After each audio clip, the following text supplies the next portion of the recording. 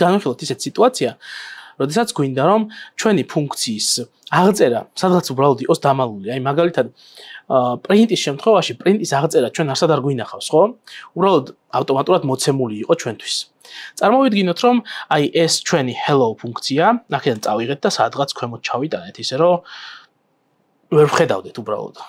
არსებობს ჩვენს კოდში, მაგრამ ვერ ვხედავდეთ. ზუსტად ესეა პრინტიც სინამდვილეში არსებობს ჩვენს გარემოში, უბრალოდ ჩვენ ვერ ვხედავთ. ამიტომ აი აქ ესე ჩავიტანეთ და უბრალოდ გქონდეს ესეთი კოდი, რომელიც საშუალებას გვაძლევს რომ ეს hello ფუნქცია გამოვიყენოთ, ანუ აგერ გამოყენებული გვაქვს ეს ფუნქცია, მაგრამ რეალურად ჩვენ მას ვერ ვხედავთ. ფუნქციების მთავარი ამოცანა სინამდვილეში ის არის, რომ რაღაც კონკრეტული კოდი შეგვიძლია დავმალოთ ფუნქციის სახელის უკან, იმიტომ რომ შეიძლება ეს კოდი გრძელი იყოს, რაღაცა ბევრ კომპლექსურობას შეიცავდეს და ჩვენ ეს კომპლექსურობის ნაწილი კი არ გვაინტერესებს, არამედ გვაინტერესებს რეალურად ის, რასაც აკეთებს. და მხოლოდ მისი სახელით გამოძახება საკმარისია ჩვენთვის, რომ ჩვენ შედეგს მივაღწიოთ, ხო? შესაბამისად, აი აქ რეალურად თუ აი ესე გვექნება hello ფუნქცია არსებობს სადღაც და ჩვენ უბრალოდ უნდა გამოვიძახოთ და მოდი აბა ვცადოთ გამოძახება და ნახოთ ერთი რა შედეგზე გავხოთ.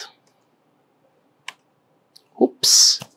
თურმე თლად ეგრე მარტივადაც არ ყოფილა საქმე. ანუ რეალურად ისევ იმ შეცდომას name errors გვიგდებს, რომელსაც წეღან წინა გაკვეთილში გვიგდებდა. ანუ hello არ არის განსაზღვრულიო. ესე იგი რა ხდება აქ?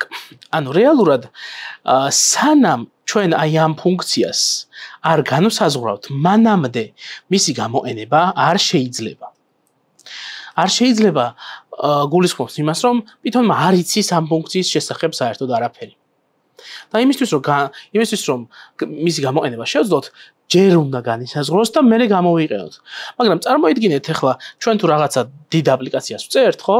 გამოდის რომ რაღაც უღმა რევერსირებული გზით მოგვიწევს კოდის წერა. იმის მაგივრად რომ ზემოდან ქვემოთ ვწერდეთ, რეალურად მოგვიწევს რომ რაღაც ფუნქციები ზემოთ, ანუ რაღაც ფუნქცია თუ მინდა რომ ამ hello-ში გამოვიყენო და ჯერ არის განსაზღვრული, ამ hello-ს ზემოთ უნდა განსაზღვრო, მერე კიდევ და ასე შემდეგ. hello-ში იქნება თუ სადაც არ უნდა იყოს, ქვემოთ თუ მინდა რომ გამოვიყენო, რეალურად გამოდის რომ ჩემ კოდს კი ვწერ ქვემოთ ავითარებ, მაგრამ რაღაცეები რაც წინასწარ მინდა რომ განსაზღვრო, ზემოთ უნდა დავდო. ამის გამოსწორების, ასე ვთქვათ, სხვადასხვანაირი ხრიკები შეიძლება არსებობდეს და ერთ-ერთი ხრიკი არის, რომ შემოვიტანოთ მთავარი პროგრამის, მთავარი ფუნქციის ცნება. ანუ რეალურად ჩვენ შეგვიძლია ასეთი რამ გავაკეთოთ, რომ აი ეს ჩვენი კოდი, რომელიც ეხლა არანაირ ფუნქციაში არ არის ჩასმული, უბრალოდ კოდია, რომელიც პირდაპირ ფაილში წერია, ეს ჩავსვათ ცალკე განსაზღვრულ ფუნქციაში, რომელსაც დავარქვევთ mains. mains იმიტომ ვარქვევთ, რომ მთავარი ფუნქცია, ეს არის ის მთავარი პროგრამა, რომელიც შეიძლება გაეშვას, როდესაც ჩვენი პროგრამა დაისტარტება. ეს არის მთავარი ფუნქცია, სადაც ყველაფერი ხდება. შესაბამისად, ეს ფუნქცია შეიძლება იყენებდეს სხვა უკვე განსაზღვრულ ფუნქციებს. შესაბამისად, ავიღოთ ეს ჩვენი კოდი და შევიტანოთ ამ ფუნქციაში. Ups. აი ასე. Okay? და ამ შემთხვევაში ეს ჩავთვალოთ, რომ ეს არის ჩვენი მთავარი ფუნქცია, main არის ჩვენი მთავარი ფუნქცია. და ამ შემთხვევაში ეს არის როგორი ხრიკი, იცით მოგვარების, რომ რადგან ფუნქციაში დავმალეთ ჩვენი მთავარი კოდიც და hello-ში რაც გვიწერია, ისიც ფუნქციაშია დამალული, ამიტომ ჩვენ საშუალება გვაქვს, რომ გამოვიყენოთ ერთმანეთში ეს ფუნქციები. მაგრამ აქ არის ძალიან მნიშვნელოვანი საკითხი, ერთი განსახილველი.